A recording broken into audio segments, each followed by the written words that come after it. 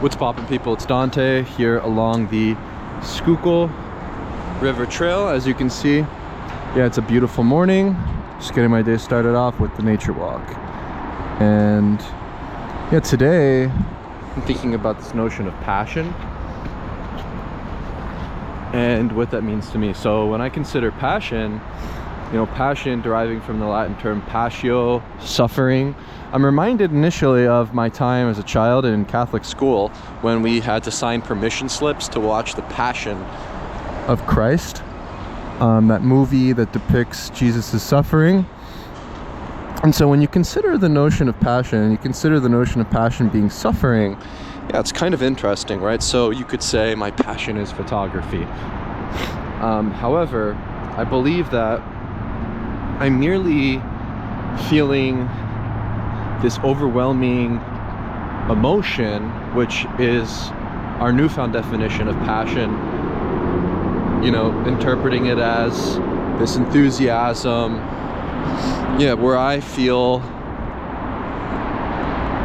I mostly resonate, where if I partake in photography in a particular way, it can lead to suffering, right? So when I'm photographing for somebody else, if I'm photographing for a job, or if I'm photographing for an event and I need to deliver certain types of photographs to a client or the city or whatever it may be, that is where I actually do feel this sensation of suffering. And so I find that notions of following your passion should be tread carefully, as photography can become this thing that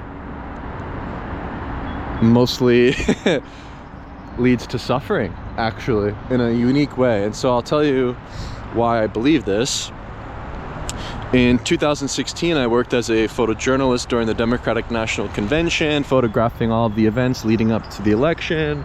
While it was an exciting and interesting time, I find that the photographs you deliver as a journalist, as somebody that's working for the media, the city, these things become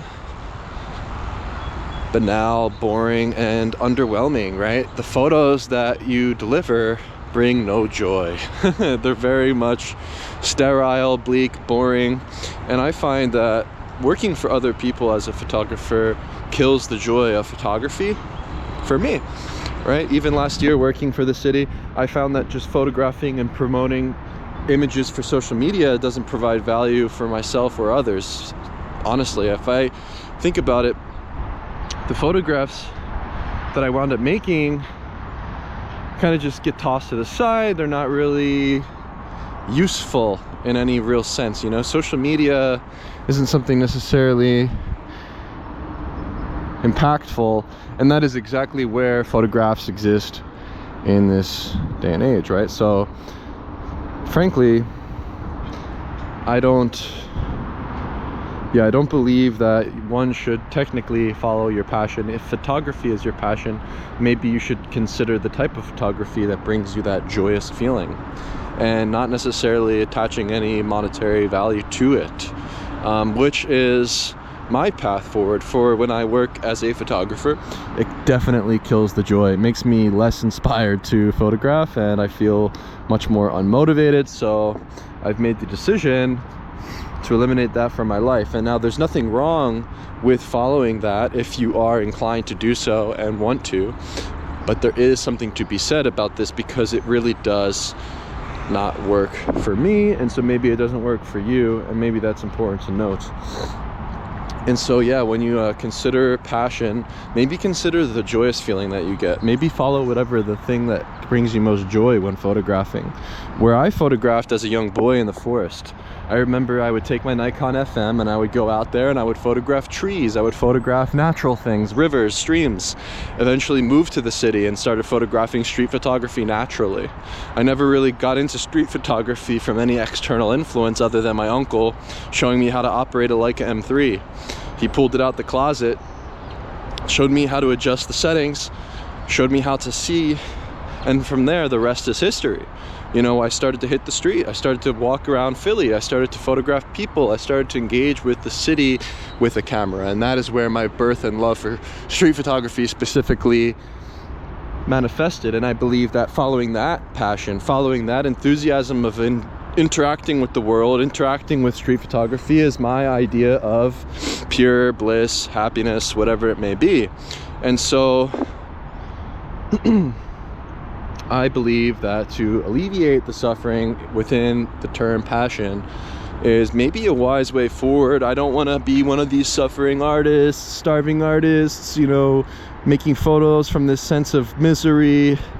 And frankly, if I'm forced to photograph, yeah, that's what will become of my work. And so, yeah, I'm very much one to just simply do the thing for myself, right? How to stay motivated as a photographer.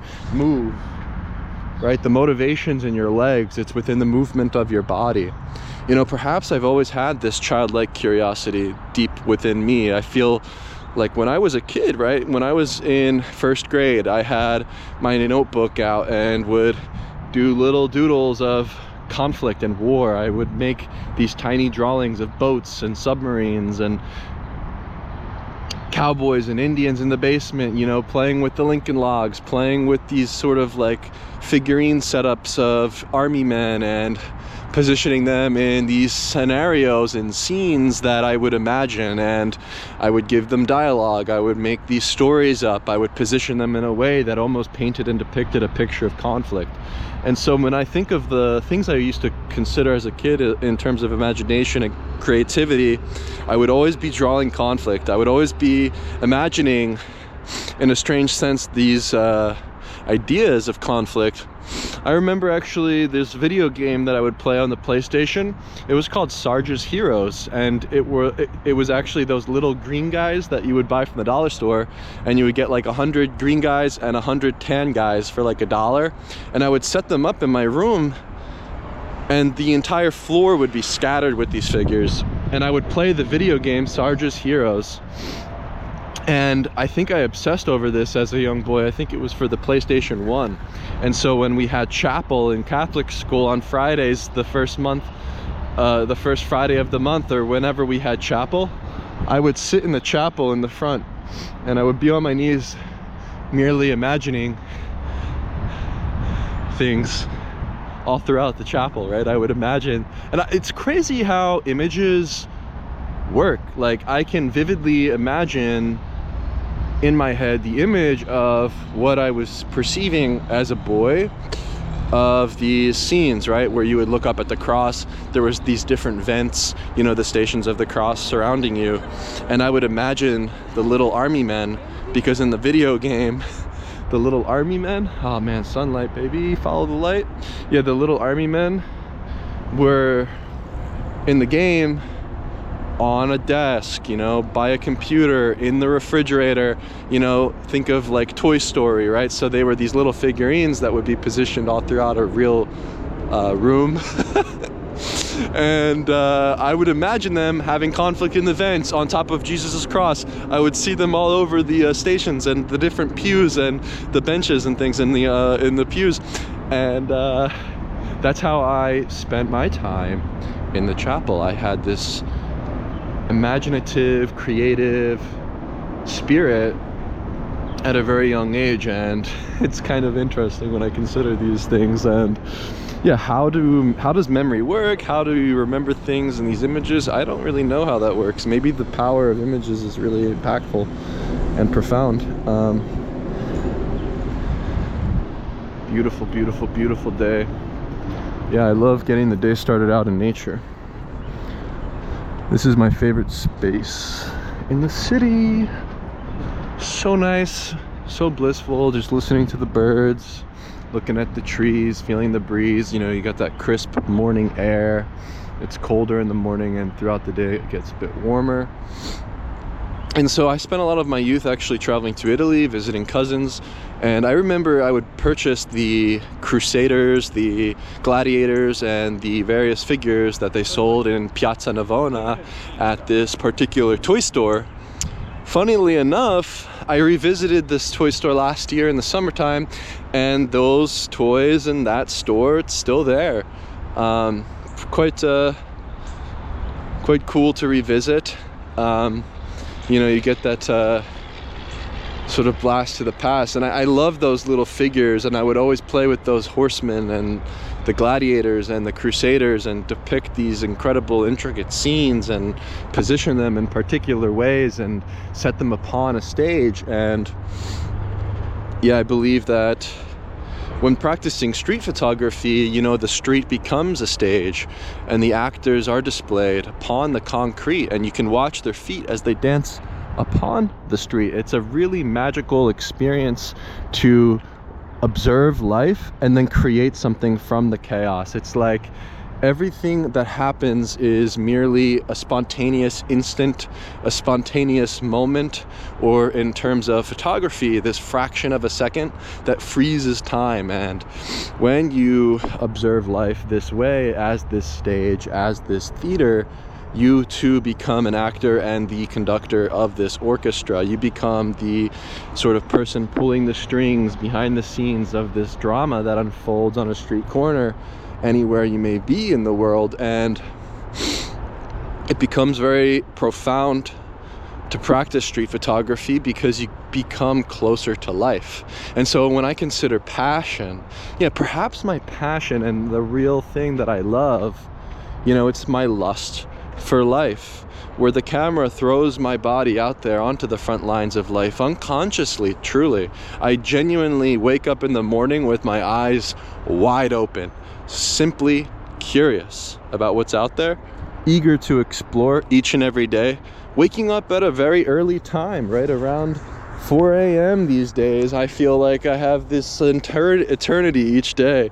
There's like this whole day that starts before the sunrise, and it's quite amazing how long the days feel when you wake up early. It's like, how many photographs can you make before the day even begins? Ugh.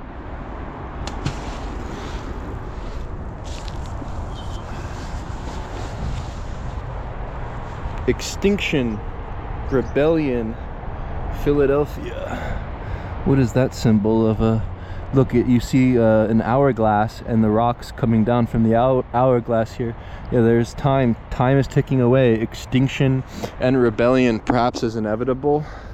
The act of rebellion in this modern world is perhaps reproduction and to produce more children, and an act of rebellion against the extinction that is inevitable. Maybe the population will decline over time. What's funny is you can notice that most people just have dogs, they're alone, they have dogs.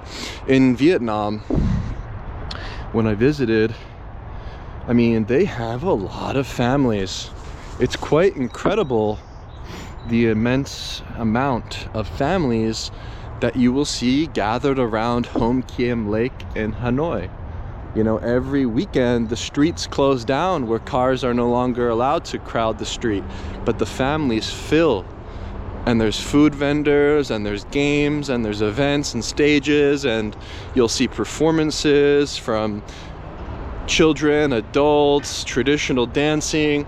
There's something about the personal experiences that you have and how they shape your paradigm and view of the world and the view of society as a whole. And if you walk around the city, you can clearly see that there's something wrong with the way that we are living. Maybe in modernity we lack the desire to pursue family. Maybe communism was this antidote to the Industrial Revolution that occurred in the United States of America, with the birth of capitalism being our newfound religion. And I don't necessarily believe in communism as the answer to this conundrum, which is the extinction of our population and the decline of human beings. But perhaps there must be something greater to call for or to strive for in terms of the individual experience. Maybe the individual is now becoming a consumer rather than a producer. Production can be art, production can be children, production can be ideas. Production can be clothing, it can be anything. And funnily enough, actually in Vietnam, they're producing a lot of clothing. You know, you go into those markets, they're making things, they're crafting things with their hands all day long. However, here in the United States, we're operating computers, you know, we're engaging with technology, we're making things with the digital spaces and generating fiat currency that mostly exist on a screen. You know, where money, it's a funny thing. It's like money, it's like you go to the post office, invented by Benjamin Franklin, right? Here in Philadelphia. You cannot pay with cash. You have to use a card.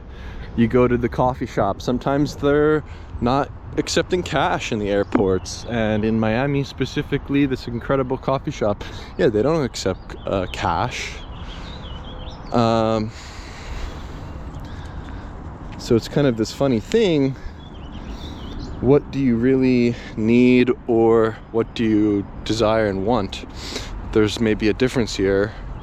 For man, merely needs very simple things, right? Meat, salt, water, and yeah, maybe some weights or like a pull-up bar, whatever, just to like increase our physical power, our physical strength.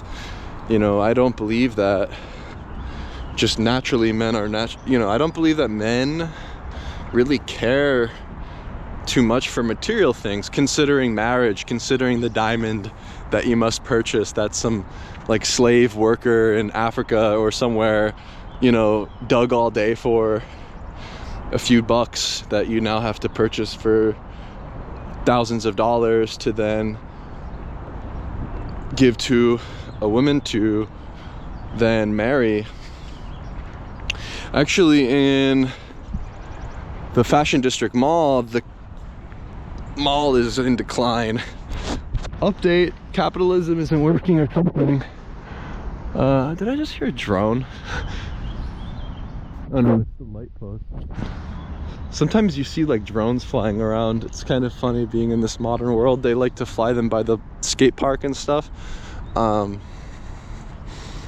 so when you see the stores that are opening within the Fashion District Mall, they are all catered for women, right? The stores that are opening are these fashion stores and dresses and, you know, like these beauty products and like all this kind of stuff.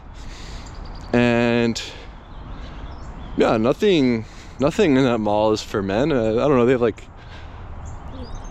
a Nike store with athletic clothes and shoes and stuff that I guess people want, but I think generally, yeah, maybe capitalism, consumerism is directed towards women, and when you consider the diamond purchasing and giving, yeah, maybe that's the whole kind of thing here. Also, morning, when you consider God, I mean, have you ever looked at a pine cone? Oh, it's funny. It's like, how do you know that God exists? I don't know. Have you ever looked at this thing? I think that belief is a fickle and funny thing, but rather than knowing is what's interesting. It's like, I know that God exists, and I know that the universe is within. Look at those birds, man. I love seeing how they use these like lampposts as trees. It's kind of funny how birds interact with a modern city, you know, surrounded by cars and technology and these man-made things outside of their natural habitats. I was curious about pigeons and where they, or like why they particularly inhabit modern cities. And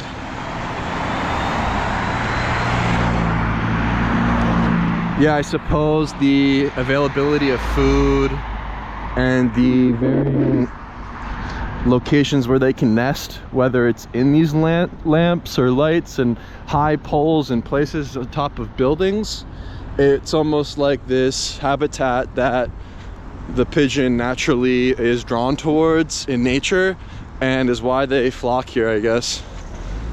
So when you think of the pigeon within a city, to me it's like the most magical thing.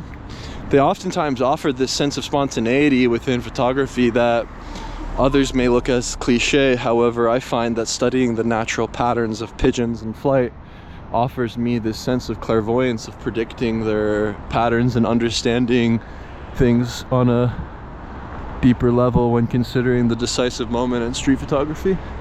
Look at that lamppost. It was a little, some nut or bolt got loose. Those lampposts are really beautiful. I think today the Antique and Art Show opens up here at the Philadelphia Museum of Art for the weekend. Might be cool to check that out. Yeah, I think that passion should be tread lightly, but to rather follow your joy, you know, to follow your joy and what brings you to that space, and then to create from that state. Yeah, maybe that's the goal, where from there you do get this sense of abundance that is hard to describe with words. Like, the reason why I like coming to this location every day is because it really does evoke that feeling for me. We're looking out towards the horizon, being at a physically elevated space. You know, I feel as though I can transcend this horizon, go beyond this horizon, and the open space, it gives me this clear connection to the world, the universe, this entire thing that you cannot find with on a grid. And so William Penn's plan to create a green country town has succeeded, as I found these places to provide me with joy and set my days up for success. This is the objectively most beautiful place in the city. I think to surround yourself with the beautiful, the good, and to maybe ignore the bad and the ugly, but to embrace it openly, is a good place to be. And the city provides you with this endless canvas to draw upon as an artist, where there's just enough chaos and just enough order to thrive.